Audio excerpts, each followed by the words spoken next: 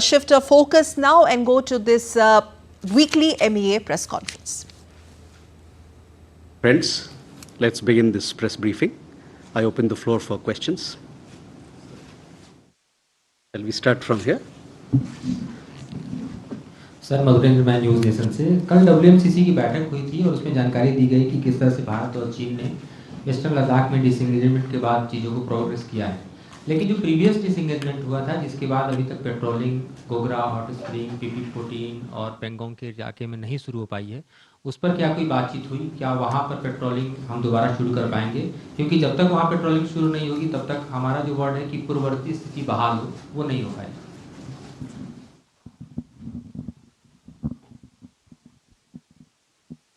Yeshi? This is Yeshi Seri from the New Indian Express. Is the Foreign Secretary likely to travel to Bangladesh next week for Foreign Office consultations? And what is the situation on the ground there?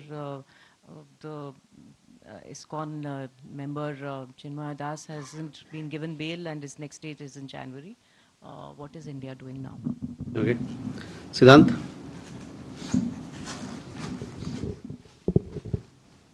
Hi sir, Siddhant from Beyond. Sir, how does India see the situation in Syria? And secondly, Taliban has put a ban on women's medical education. How does India see that?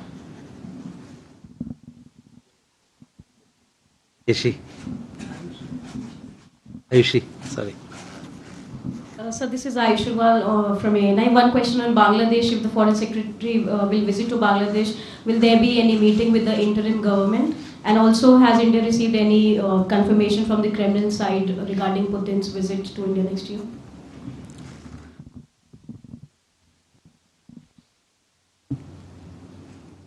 Rishabh? So good evening, Rishabh from Times Now. So Masood Azhar, who is mastermind of Pulwama attack and other attacks in India as well, has made a public address after 20 years and has vowed to renew attack on India. Any response to that? Okay. Let me first answer these questions. मधु, पहले आपका सवाल patrolling के लेके eastern Ladakh में, इस मामले पर foreign secretary ने बात की। इस मामले पर पार्लियामेंट के अंदर विदेश मंत्री ने अपना वक्तव्य रखा, स्टेटमेंट रखा। पेट्रोलिंग की जहाँ तक बात है ईस्टर्न लद्दाख में, हम लोगों ने क्लियर कर दिया है कि पेट्रोलिंग जिस जगह पेट्रोलिंग होनी थी, जो स्थिति बहाल होनी थी, वो सब बहाल हो गई है।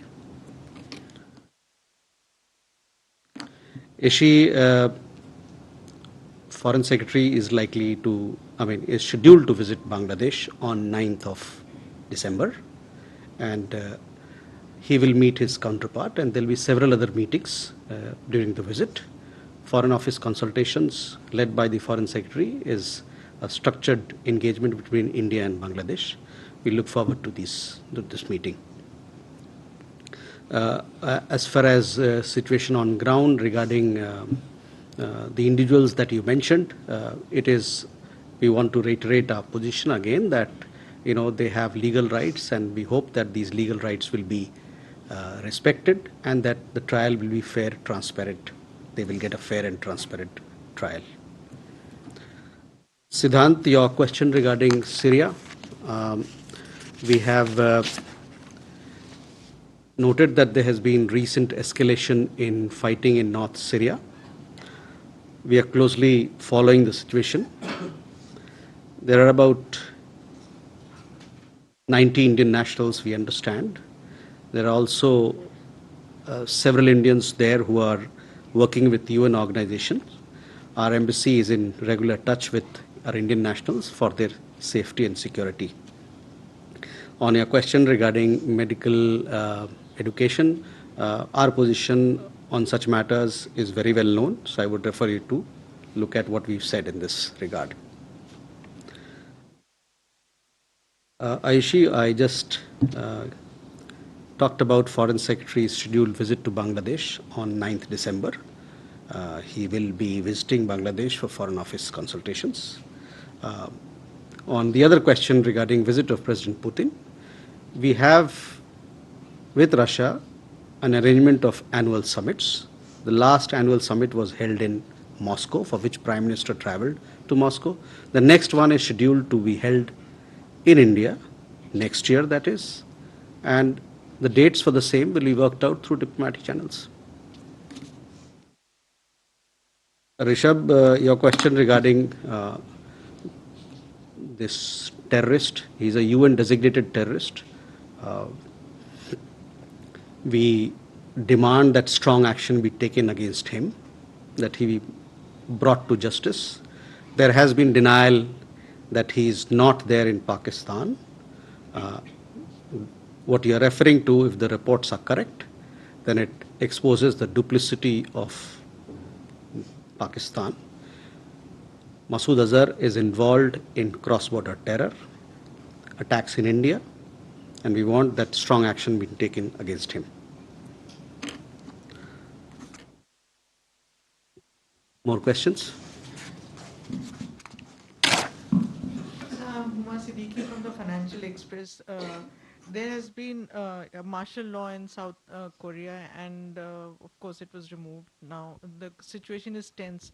So is there any concern about the Indians in South Korea, and what is India wanting to do in case there's a repatriation situation? And my second question is, has any date been decided for the India-Africa Forum?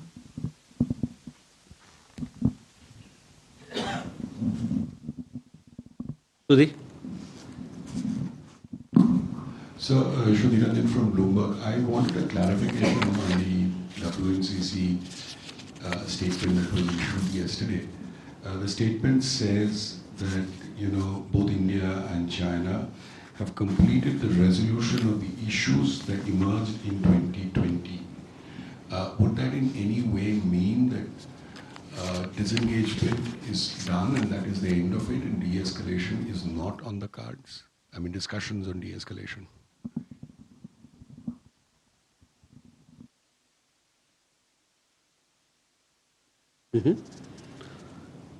Raghavendra?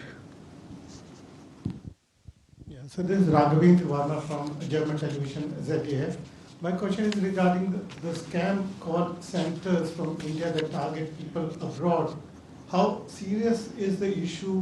What government is doing to tackle it, and how successful are those efforts? And is there any international cooperation or any other mechanism that exists to deal with it?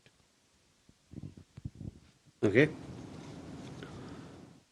Anshu? So this is Anaksha Matra. So during Foreign Secretary's visit to Bangladesh, I suppose this is the maiden visit, will his discussion be only pertinent to his counterpart, Jasimuddin, and the chief advisor? If not, what sort of format? Because it's already a structured sort of interaction. Secondly, an offshoot from Siddhan Sibal's question, if short of strict measures are taken on the medical students in Afghanistan, female medical students in Afghanistan, what support will India do to the medical female students in Afghanistan? Thank you.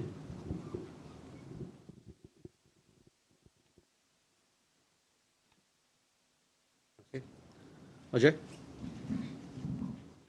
Sir, I'm Ajay Banerjee from the Tribune. I ask a follow-up to what Sudhi asked.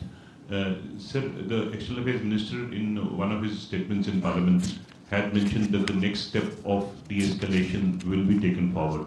What Sudhi mentioned, the WMCC yesterday kind of said it's a closed chapter. Could you please clarify on that? Okay. So Huma, regarding South Korea, we are, as you know, South Korea, India have a very important partnership. We have strong economic and political partnership. We are obviously monitoring the developments in South Korea. We have very strong investment trade linkages. We have very strong defense cooperation with South Korea. We also have very strong people-to-people ties in South Korea. We also have a large number of Indian nationals who live in South Korea. All these developments, we continue to maintain a close watch so that, if there is any eventuality or anything, these may have a bearing on the safety of our Indian nationals, as also bearing on our interests we maintain a close watch, and hopefully we hope that the situation in the country will stabilize soon. On India-Africa Forum Summit, Huma, I don't have any update for you at this point in time. Hopefully, we will work out these details through diplomatic channels, and as and when we have an update on it, we'll be sharing it with you. Sudhi, your question regarding WMCC. The WMCC is very clear. If you look at the press release that we issued, it talks about the implementation of disengagement process. So that is one process which is complete, and now it will move on to the de-escalation process, which is also mentioned in External Affairs Minister's statement. So I hope, Ajay, that answers your question as well. Raghvendra, on the call center issue, we take all these things very seriously. We have agencies here who are looking into this matter. We have strong cooperation with their international partners as well. Our law enforcement agencies have been taking strong and swift action against the culprits. We have been also discussing these cyber-related issues with countries abroad when we have these cyber conversation and dialogues. And also our agencies here in India, through Interpol and through bilateral arrangements that we have with specific countries, they have been taking action on or undertaking joint efforts for evidence, for more information, so that we can clamp down on the cybercrime call centers which are targeting people abroad. Also, to share with you, we have, as you know, that we have specifically created an agency for this purpose, which is called the Indian Cyber Crime Coordination Center, I4C, in the Ministry of Home Affairs, and they have been actively pursuing these efforts. Ayanksha, on the Foreign Secretary's visit, he will be discussing all issues that are of mutual interest. He will be meeting, aside from his counterpart, he will have several other meetings. Those are being worked out, and you will be updated on them. On the other issue that you raised, I've already said, India's views on such matters is very clear and very well known. Ajay, you also answered your question.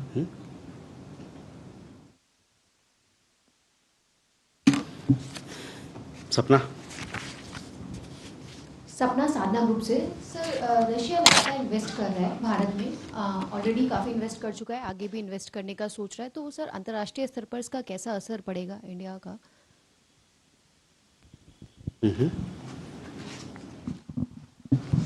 So Keshav Padmanabhan from the Print. In the statement made by the External Affairs Minister on China in the Parliament, he mentioned that now that the disengagement phase there's an agreement on this, we'll be looking at opening other sectors in a calibrated manner.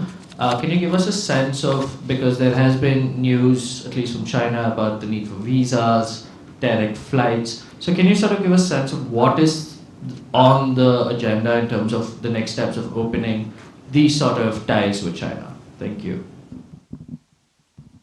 Okay. So, सपना, पहले आपका सवाल Russia के investment को लेके है. देखिए, हम लोग चाहते हैं कि भारत के जो प्रोग्राम है मेक इन इंडिया हो, और जिस प्रकार का हमारा प्रोग्राम चल रहा है कि दुनिया में हम अपने आप को एक मजबूत मैन्युफैक्चरिंग सेक्टर के रूप में, मैन्युफैक्चरिंग इंडस्ट्री के लिए एक मजबूत डेस्टिनेशन के रूप में अपने आप को प्रस्तुत करें. इसमें आपने देखा होगा कि एक सारे विदेशी कंपनी यहाँ पर पिछले कुछ सालों में आई हैं, और हमारा जो मेक इन इंडिया प्रोग्राम है और भारत को एक मैन्युफैक्चरिंग डेस्टिनेशन को प्रमोट करने का जो हमारा सिलसिला है, उसमें काफ़ी मजबूती आई है. रशिया से भी इन्वेस्टमेंट आए हैं, और हम चाहते हैं कि और जो हमारी जितने यहाँ पर पोटेंशियल हैं उसको और इस्तेमाल किया जाए, और हमारे जो आर्थिक नाते हैं रशिया के साथ, इन्वेस्टमेंट ट्रेड के नाते हैं, और मजबूत हों. ये अच्छी बात है, इससे और लोग को भी प्रोत्साहन मिलेगा.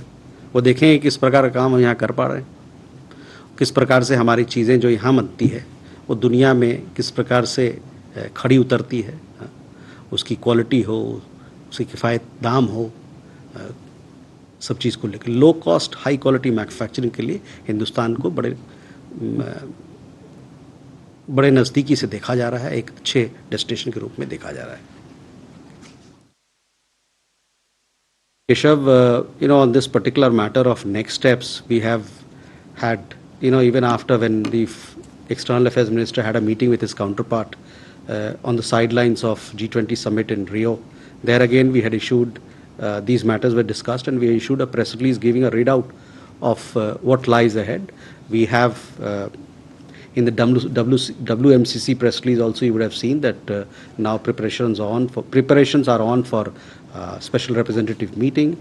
We also talked about the foreign secretary level meetings. So once these meetings take place, we will be discussing the next steps, and then you will see how things are to be taken forward, how those things will be taken forward, the things that you are talking about. Thank you very much, ladies and gentlemen.